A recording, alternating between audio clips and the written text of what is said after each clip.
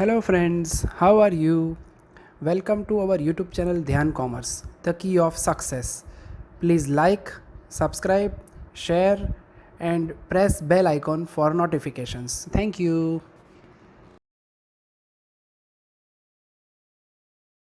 जय माता the students. बच्चों लास्ट सेशन में हमने प्रोबेबिलिटी एरिया ढूंढने के पार्ट देखे नॉर्मल डिस्ट्रीब्यूशन में, फिर उसी के साथ साथ हमने परसेंटेज वाले भी सम को ऑब्जर्व किया एंड एक्सपेक्टेड फ्रीक्वेंसी जिसमें नंबर ऑफ पर्संस पूछे हो वैसे सम्स भी देखे।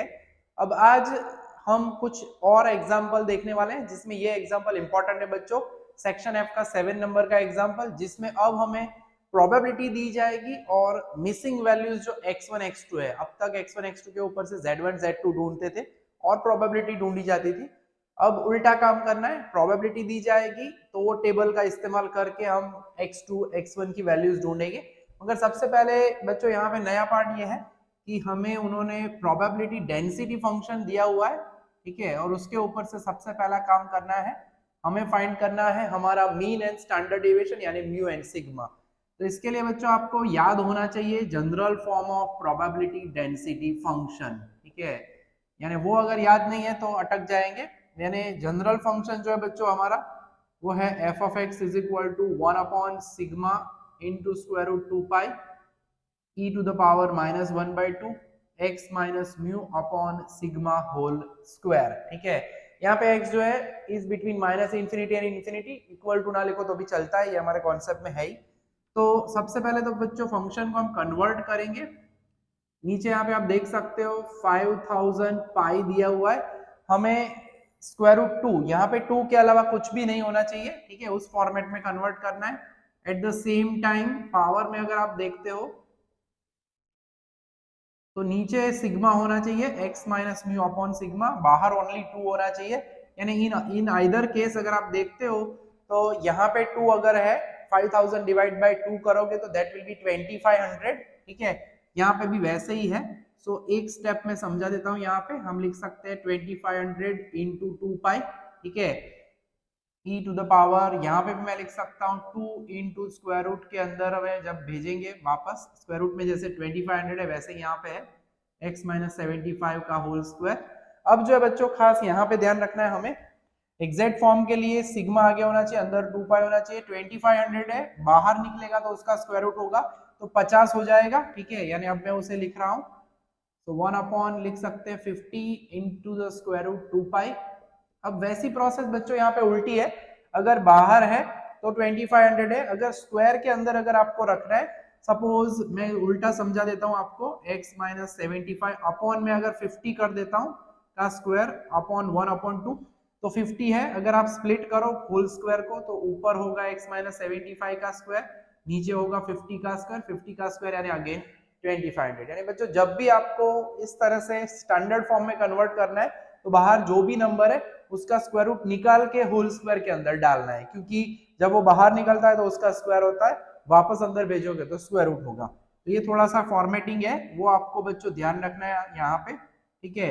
फिर आगे की प्रोसेस में तो कोई कष्ट नहीं है, हमें कंपेयर कर लेना है स्टैंडर्ड फॉर्म के साथ। मैं यहाँ पे लिख के बता देता हूँ आपको, 1 upon sigma square root 2 pi e to the power -1/2 x minus mu upon sigma का होल स्क्वायर, जिसके ऊपर से हमें हमारी जो दो सबसे इंपॉर्टेंट चीजें होती है, दो हमारे वेरिएबल की वैल्यूज मिल जाएगी बच्चों। देयरफॉर हम यहाँ पे कह सकते हैं, कंपेयर कर सकते हो, mu is 75, mu is equal to 75 and sigma, sigma यानी स्टैंडर्ड डेविएशन, दो में से कोई भी एक जगह से आप कंपेयर कर सकते हो विच इज एग्जैक्टली 50। तो मीन एंड स्टैंडर्ड डेविएशन ढूंढने के बाद बच्चों अब जो है हमारा ध्यान हमारे क्वेश्चन पे जाएगा। तो अब डिफाइन कर देते हैं हमारा स्टैंडर्ड वेरिएबल z, यानी कि x minus mu upon sigma, x की वैल्यू अलग अलग होगी, म्यू की वैल्यू 75 है, सिग्मा इज 50। अब जो क्वेश्चन नंबर 1 है बच्चों उसमें हमें पूछा गया है प्रोबेबिलिटी, हमारा x जो वेरिएबल है it is between 60 and x2, उसकी प्रोबेबिलिटी दी गई है बच्चों दैट इज 0.5670। अब x1 60 है, x2 हमारा अभी ढूंढना है हमें, तो x1 इज इक्वल टू 60, तो z1 is equal to x1 minus mu upon sigma, तो 60 माइनस 75 अपॉन सिग्मा यानी 50, so minus 15 upon 50, so that will be minus 0.3. तो Z1 की वैल्यू माइनस 0.3 होगी बच्चों, एंड नेचुरली Z2 तो हमारे पास है नहीं, X2 मिसिंग है यहाँ पे, तो Z2 में हम खाली फॉर्मूला रेडी कर देते हैं, इसकी जरूरत अभी लास्ट में पड़ेगी। सो x2 माइनस म्यू यानी 75 अपॉन सिग्मा यानी 50, ठीक है। तो अब जो हमें कन्वर्जन करना है, जैसे कि उन्होंने हमें यहाँ पे दिया हुआ था -60 less than equal to x less than equal, यानी अगर हमारा x बिटवीन 60 एंड x2 है, उसकी प्रोबेबिलिटी 0.5670 है, तो उसे हम कन्वर्ट कर सकते हैं हमारे वेरिएबल के अंदर। तो -0.3 x की जगह standard normal variable z and x2 की जगह पे हम लिख सकते हैं z2, तो उसकी प्रोबेबिलिटी हुई 0.5670 बच्चों। अब इससे रिलेटेड छोटा सा कर्व हम ड्रॉ कर लेते हैं, तो हमें आइडिया आ जाएगा यहाँ पे, ठीक है। यहाँ पे होता है हमारा z इज इक्वल टू 0, ये नेगेटिव वैल्यू है लेफ्ट में, तो मैं यहाँ पे लिख देता हूँ z1 विच इज -0.3। Z2 जो है वो हमें पता नहीं है, it can be any value, ठीक है, मगर टोटल एज हमें पता है कि 0.5674, ठीक है। तो इससे तो राइट साइड में ही जाएगा, 0.5 से ज्यादा है, ठीक है, टोटल पूरा। तो हमें प्रोबेबिलिटी जो है बच्चों ये पूरे हिस्से की दी हुई है हमें यहाँ पे, ठीक है। तो इसे इक्विवेलेंट लिखेंगे, तो देयरफॉर इसके दो हिस्से कर सकते हैं, Z1 से 0 यानी 0.3 less than Z less than equal to 0 plus probability हम लेंगे 0 से Z2 की, ठीक है, जिसका आंसर जो है बच्चों, जिसकी वैल्यू जो है वो हमें दी गई है 0.5670।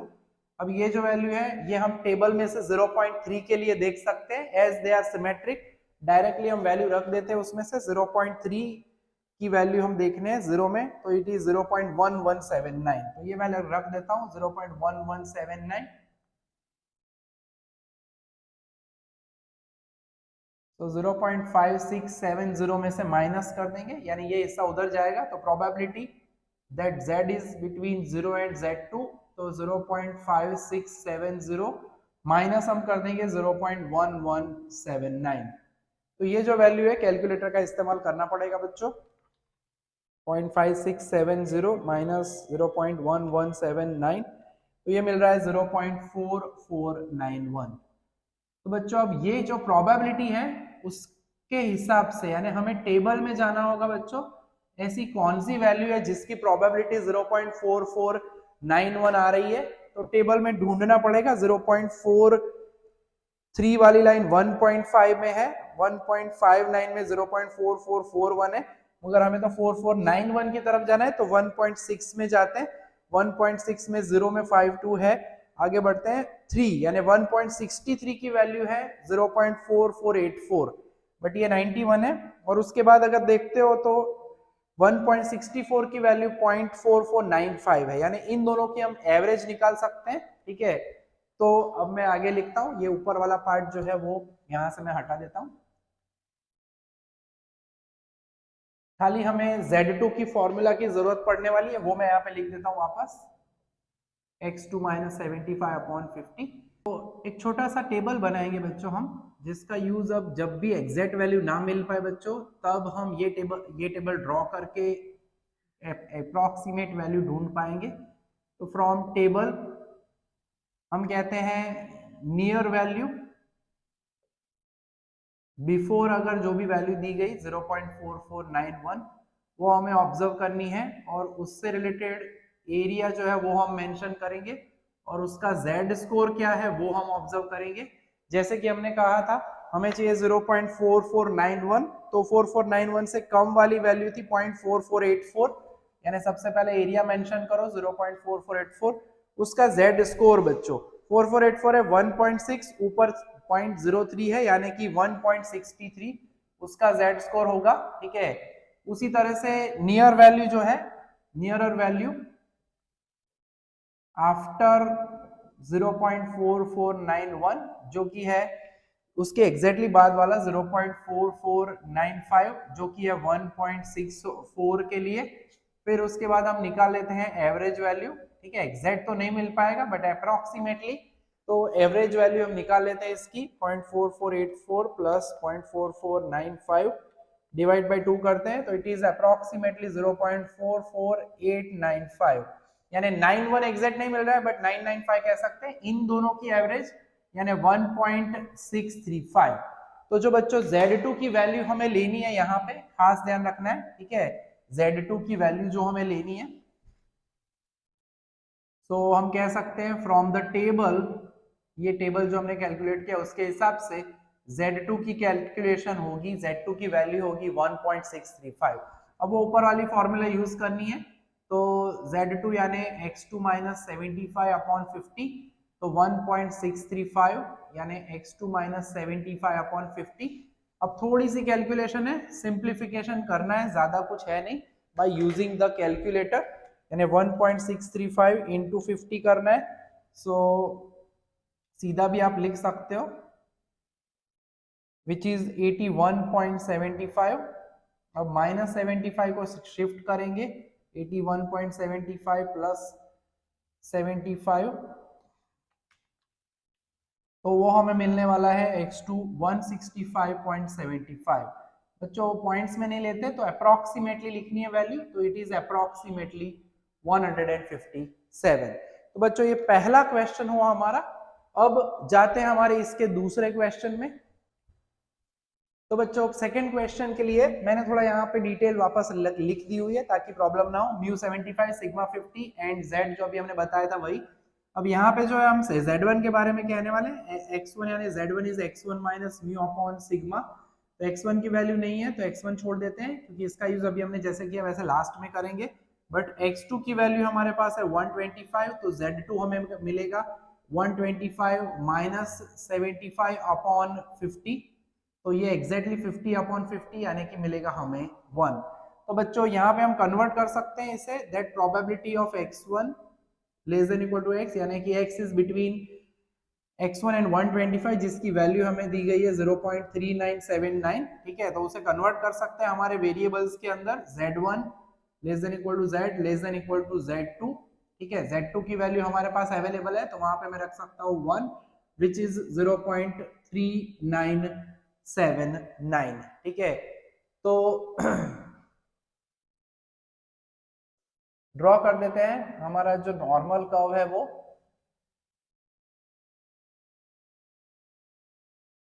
प्रॉपरली आपको ड्रॉ करना है, स्केल का इस्तेमाल करके करना। तो z इज इक्वल टू 0 और नेचुरली हमारा z2 जो है वो 1 राइट साइड पे होगा, ठीक है। अब प्रोबेबिलिटी जो है वो 0.3979 है। z1 की वैल्यू के बारे में हमें पता नहीं है फिलहाल, मगर जो भी वैल्यू होगी z1 की, ठीक है, उसके लिए हम कह सकते हैं 0 टू z1 प्लस 0 टू 1, यानी इसे इक्विवेलेंटली अगर लिखना चाहे तो हमारा जो z है वो z1 से 0 के बीच में होगा, प्लस हम कह सकते हैं 0 से 1, इन दोनों का टोटल जिसकी प्रोबेबिलिटी हमारे पास है, हमने इसे दो हिस्सों में बांट दिया 0.3979, ठीक है। अब ये वैल्यू हमें फाइंड करनी है 0 से 1 के लिए, तो हमारे पास आंसर सीधा मिल ही जाता है, जिसकी वैल्यू 1 के लिए 3.3413, ठीक है। आगे भी हम कई एग्जांपल्स में ये ऑब्जर्व कर चुके हैं, कुछ वैल्यूज तो बच्चों आपको याद रह भी जाएगी। सो अगर z बिटवीन z1 एंड 0 है तो उसकी प्रोबेबिलिटी अब हम कन्वर्ट कर सकते हैं 0.3979 माइनस 0.3413, ठीक है। तो डिफरेंस निकाल लेते हैं, 3979 माइनस 0.3413, तो ये जो आंसर है वो आ रहा है 0.0566। तो बच्चों जब अभी जो हमने टेबल बनाया था उसी का इस्तेमाल करके हम यहाँ पे भी काम करने वाले हैं। तो हम कह सकते हैं फ्रॉम टेबल, ये आपको टेबल में जो कॉलम्स है वो याद रख लेनी है खास, ठीक है। देन यहाँ पे हम उस वैल्यू से रिलेटेड एरिया देखते हैं एंड बाद में जो z वैल्यू जिसे कहा जाता है z स्कोर, ठीक है। तो नियरेस्ट वैल्यू बिफोर लिखते हैं हम पहले, बिफोर 0.056, फिर उसके बाद लिखते हैं हम नियरेस्ट वैल्यू आफ्टर। ये लिख के करोगे बच्चों तो प्रॉब्लम कम होगा और इजीली आपका z स्कोर है आपको मिल जाएगा। एंड लास्ट में हम यहाँ पे लिखते हैं एवरेज वैल्यू, ठीक है, और वो एवरेज वैल्यू एस्टिमेशन में हमें हेल्प करती है। तो 0.0566 से नजदीक में जो एरिया है वो हमें ऑब्जर्व करना है। तो 0.1 की लाइन में जाते हैं तो लास्ट में आप ऑब्जर्व कर पाओगे 0.14 में है 0.0557, ठीक है। तो बिफोर 0.0566 वो हमारे पास है 0.14 में, वो वैल्यू हमें दी गई है, ठीक है, 0.0557, ये है वैल्यू 0.14 के लिए, ठीक है। और नेचुरली 0 से लेफ्ट में है तो इसे हम लिखेंगे माइनस में, ठीक है, 0 से लेफ्ट साइड है इस वजह से, एंड राइट साइड में उसके एग्जैक्टली बाद में वैल्यू है 0.0596 जो कि है 0.15 के लिए, ठीक है। कैलकुलेशन करके सीधा आप लिखो तो भी चलता है बाद में, ठीक है। तो 0.0557 प्लस 0.0596, तो इसकी एवरेज होती है 0.05765। तो अप्रोक्सीमेटली नजदीक में अगर गिनते हैं हम इसे तो हमारा जो है Z score that will be -0.145। So from table हम कह सकते हैं बच्चों कि जो हमारा Z1 है दैट इज -0.145। खास ध्यान रखना है बच्चों माइनस है। अब मैं ये फॉर्मूला जो हमारी है वो यूज कर लेता हूँ, Z1 यानी x1 - 75/50 विच इज, ध्यान से -0.145 हमने क्यों लिया है, क्योंकि लेफ्ट साइड पे है, ठीक है, इस वजह से। तो x1 - 75 इज इक्वल टू, इसके साथ मल्टीप्लाई करेंगे 0.145 इंटू हम करेंगे 50, ठीक है,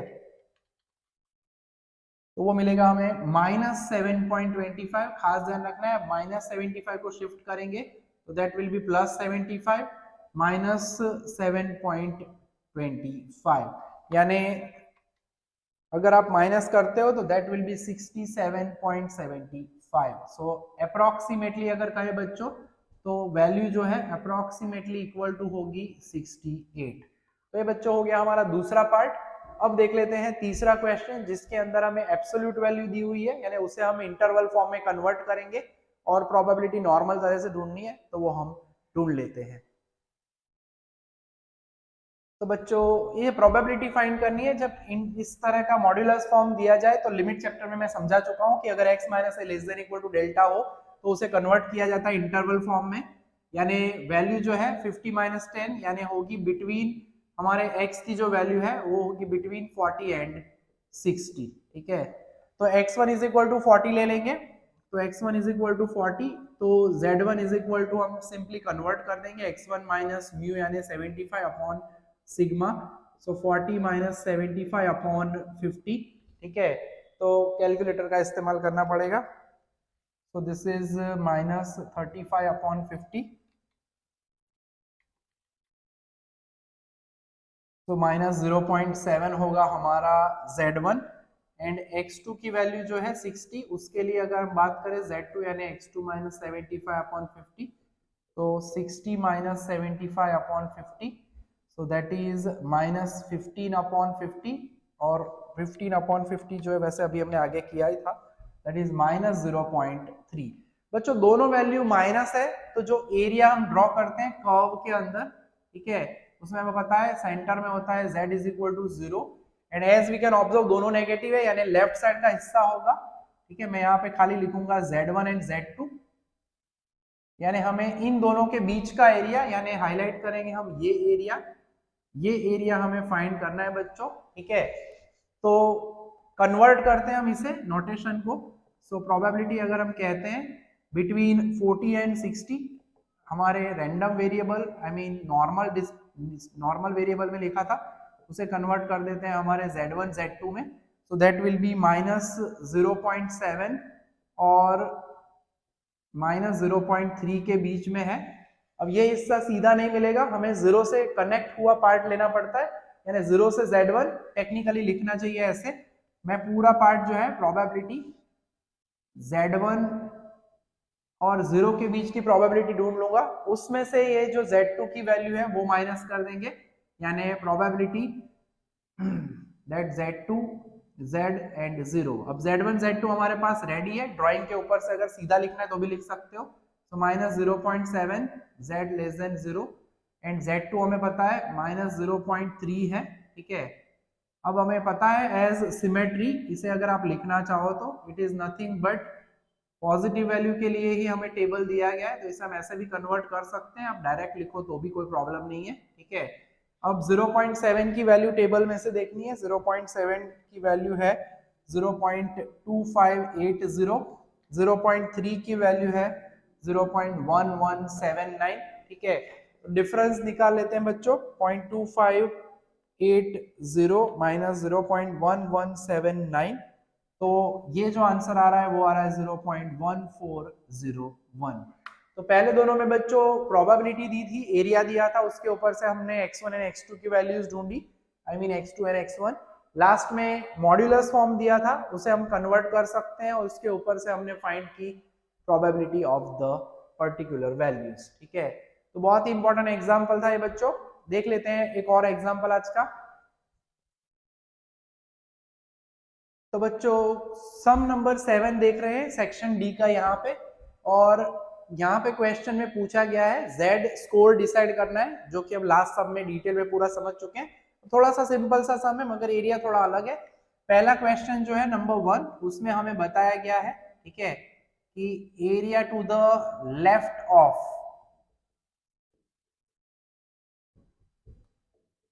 z is equal to z1 is 0.9928। बच्चों अगर कर्व की बात करते हैं तो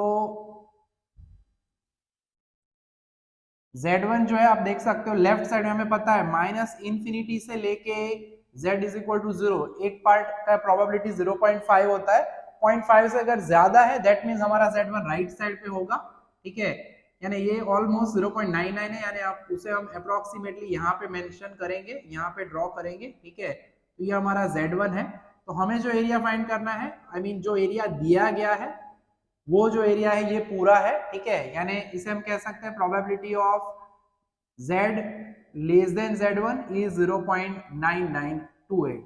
अब उसका इंटरप्रिटेशन क्या होगा बच्चों, तो इसको हम दो हिस्सों में बांटते हैं, that probability where our z is between infinity and 0, या हम कहना चाहें तो बिटवीन z एंड z1, ठीक है।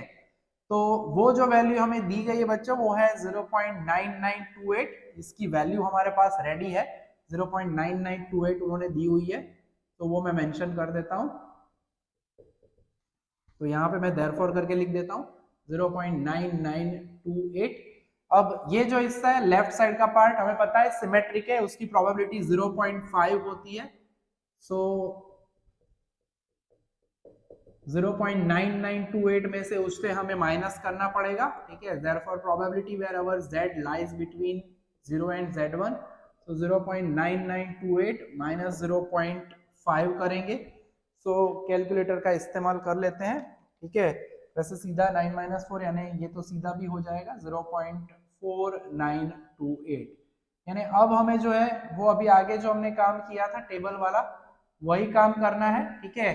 तो पहले आपको लिखना है फ्रॉम टेबल, हमें जो वैल्यू दी गई है उसके आसपास की वैल्यूज ऑब्जर्व करनी है, ठीक है। यानी लिखते हैं हम नियरेस्ट वैल्यू बिफोर 0.4928, देन उसके बाद हम लिखते हैं, ये याद रख लेना बच्चों टेबल वाला फॉर्मेट बहुत इजी रहता है, नियरेस्ट वैल्यू आफ्टर 0.4928, उसके बाद एवरेज वैल्यू, ठीक है। तो एग्जैक्ट ना मिले तब ये काम करना है, ठीक है।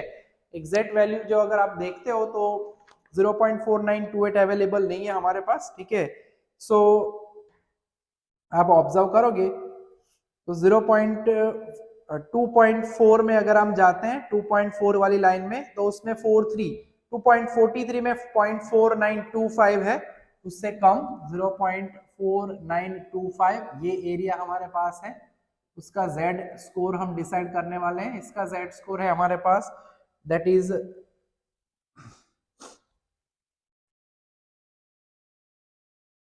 2.43, गड़बड़ ऊपर नीचे ना हो जाए ध्यान रखना है। उसके बाद की वैल्यू है 4929, ठीक है, it is 4927 I think, yes. तो 4927 वैल्यू है उससे कम वाली, सो 2.44 में है 4927 एंड 2.45 में है 0.4929, ठीक है। तो इन दोनों वैल्यूज की अगर आप एवरेज निकालोगे तो एग्जैक्ट मिल जाता है लकीली, तो इसे हम कहेंगे एवरेज वैल्यू 2.445। तो हम कह सकते हैं कि फ्रॉम टेबल जो Z1 हमें पूछा गया था वो होगा 2.445। तो area to the right side of the part दिया गया है, इसे हम लिख सकते हैं probability of z greater than equal to z1 जिसकी वैल्यू है 0.0250। बच्चों अब जब कर्व ड्रॉ करेंगे तो इसमें कंफ्यूजन ये रहता है कि z1 को ड्रॉ कहाँ किया जाए। अगर z1 लेफ्ट साइड होगा, मोर देन में अगर वैल्यू 0.5 से ज्यादा हो तो आप z1 को लेफ्ट में ड्रॉ कर सकते हो, 0.5 से कम है मोर वाला पार्ट तो आपको z1 को राइट साइड, 0 से राइट साइड में मेंशन करना पड़ेगा, और ये प्रोबेबिलिटी हमें उन्होंने दी हुई है 0.0250। अब हमें करना क्या है, हमें पता है 0 से इन्फिनिटी जो है उसके यहाँ पे दो हिस्से हैं, तो इसे मैं बच्चों इस तरह से लिखूंगा कि हमारा z जो है बिटवीन 0 एंड इन्फिनिटी, ठीक है, तो उसके दो हिस्से कैसे होंगे, तो हमारा z है that is between 0 and z1 plus हमारा z1 जो हिस्सा उन्होंने दिया हुआ है and z is between z1 and infinity. अब ये वैल्यू हमारे पास है, आधा पार्ट होता है राइट साइड का, उसकी प्रोबेबिलिटी 0.5, z2 z1 की वैल्यू हमारे पास नहीं है, वो अभी हम ऑब्जर्व करेंगे, ठीक है, एंड जो दी हुई है वैल्यू वो है हमारे पास 0.0250। तो बच्चों इसे मैं उस साइड शिफ्ट कर दूंगा, तो देयरफॉर हम कह सकते हैं प्रोबेबिलिटी ऑफ z1 और 0 के बीच में जो हमारा z है उसकी वैल्यू होगी 0.5 माइनस 0.0250, और ये जो कैलकुलेशन है 0.5 माइनस 0.0250 जिसकी वैल्यू है 0.4750, ठीक है। तो ये प्रोबेबिलिटी रेडी हो गई है बच्चों। अब हमें करना क्या है, अब वैसे पहले चेक करना है सीधा टेबल में, अगर सीधी वैल्यू 475 मिल जाती है तो कोई कष्ट है ही नहीं, ठीक है, अगर नहीं मिल रही है वैल्यू तो फिर हमें कैलकुलेट करके इसका पूरा काम करना पड़ेगा, ठीक है। अब आप ऑब्जर्व कर पाओगे यहाँ पे 475 चाहिए हमें, ठीक है, तो एग्जैक्ट वैल्यू हमें यहाँ पे मिल रही है टेबल में 1.96 में आपको मिल जाएगा, तो इसके लिए अप्रोक्सीमेशन की जरूरत नहीं है, तो सीधा आप काम यहाँ पे कर सकते हो, ठीक है। तो हम यहाँ पे सीधा कह सकते हैं फ्रॉम द टेबल, फ्रॉम जो प्रोबेबिलिटी टेबल है उसके ऊपर से ही हमें सीधा z1 की वैल्यू मिल जाएगी 1.96, ठीक है। तो इसमें आपको कोई कष्ट रहने वाला नहीं है, एग्जैक्ट वैल्यू ना मिले तब अप्रोक्सीमेशन लेफ्ट साइड उससे कम वैल्यू ज्यादा वैल्यू का कॉन्सेप्ट यूज करके हम एवरेज वैल्यूज ढूंढते हैं बच्चों, ठीक है। तो बच्चों दो सम्स आज हमने देखे हैं, बहुत ही इंपॉर्टेंट है, इसके जैसे हमारे पास इलस्ट्रेशन भी बहुत दिए गए हैं, तो उसमें से मैं कुछ आपको होमवर्क में प्रैक्टिस के लिए दे रहा हूं अभी, ठीक है, तो खास प्रैक्टिस करनी है, सेम इसके जैसा है इलस्ट्रेशन। सो इलस्ट्रेशन नंबर 7 इसी की कार्बन कॉपी है, ठीक है, एंड इलस्ट्रेशन नंबर 8 जो है, ये दो इलस्ट्रेशन आप ट्राई करना। नेक्स्ट सेशन में कुछ ऐसे ही इंपॉर्टेंट एग्जांपल्स को हम देखेंगे, तो यहां तक का काम रखेंगे बच्चों आज के सेशन में। जय माता जी, thank you and take care.